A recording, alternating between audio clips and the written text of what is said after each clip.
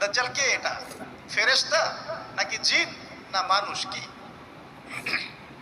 এটাও একটা প্রশ্নের বিষয়।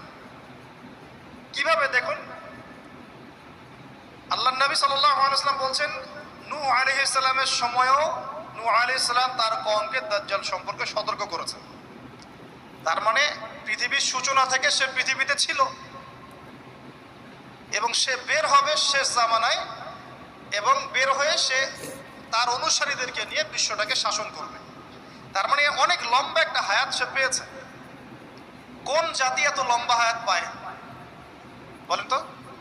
কোন জাতি মানব জাতিকে এত লম্বা হায়াত পায়? একটা মিস্টেরিয়াস ক্যারেক্টার দাজ্জাল। সে কি? তারপরে দেখুন, নবী সাল্লাল্লাহু আলাইহি ওয়াসাল্লাম একটা হাদিসের মধ্যে বলেছেন যে তাকে ওই তামিম দারির ওই দ্বীপে বন্দী করে রাখা হয়েছে। আপনারা হাদিসটা জানেন? দ্বীপে বন্দী থাকা অবস্থায় তাকে সাহাবীরা দেখেছেন অনেক বিশাল আকৃতিতে, ঠিক আছে? এবং সাহাবীদেরকে সে প্রশ্ন করছিল, তামিম দারিকে প্রশ্ন করছিল যে বাইসানের খেজুর বাগানে খেজুর কি ধরে? বলে হ্যাঁ ধরে। সে বলছে অচিরেই আর ধরবে না। তারপরে বলছে তাবারিয়া হ্রদে কি পানি আছে? সাহাবীরা বলছেন আছে। বলছে অচিরেই পানি থাকবে না। তোমাদের ওই উম্মি নবীর কি খবর? তখন সাহাবীরা বলছেন যে তিনি মক্কা থেকে মদিনায় হিজরত করে এসেছেন, বদরের যুদ্ধ হয়েছে, বালতির মতো তার অবস্থা, একবার এদিকে পাল্লা ভারী হয় একবার এদিকে পাল্লা ভারী। মানে বদরে জিতেছেন, উহুদে বিপর্যস্ত হয়েছেন।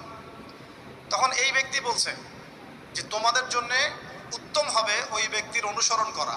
দাজ্জাল এই কথা বলছে, তোমাদের জন্য উত্তম হবে ওই উম্মি নবীর অনুসরণ করা। তখন সাহাবীরা জিজ্ঞাসা করছেন আপনি কে? তো সে বলছে যে আমি হচ্ছি দাজ্জাল, আমি হচ্ছি দাজ্জাল।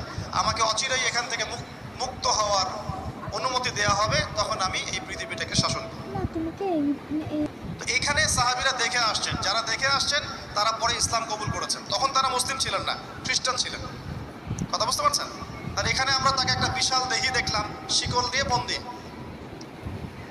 আবার নবী সাল্লাল্লাহু আলাইহি ওয়াসাল্লাম একদিন মদিনার মধ্যে উমর রাদিয়াল্লাহু আনহুকে নিয়ে হাঁটছেন, সহিহ মুসলিমে আছে। খবর পাওয়া গেল যে মদিনায় একটা যুবক ছেলে আছে, ইহুদি মায়ের সন্তান, একটা যুবক ছেলে